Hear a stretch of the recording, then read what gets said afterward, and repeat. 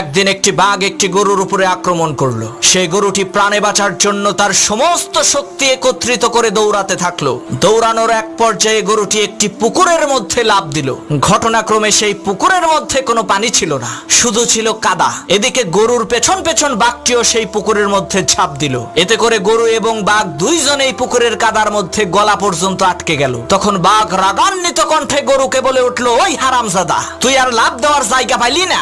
তুই ডাঙ্গায় থাকলে তোকে না হয় একটু মজা করে খাইতাম, কিন্তু এখন তো তুইও মরবি, আমাকেও মারবি। তখন গরু বলল, বাঘ ভাই, তোমার কি কোনো মালিক আছে নাকি? তখন বাঘ বলল, আরে আহাম্মক, আমি হচ্ছি বনের রাজা, আমার মালিক হবে কে? তখন গরু বলল, বাঘ ভাই শোনো, তোমার মালিক না থাকলেও আমার কিন্তু মালিক আছে।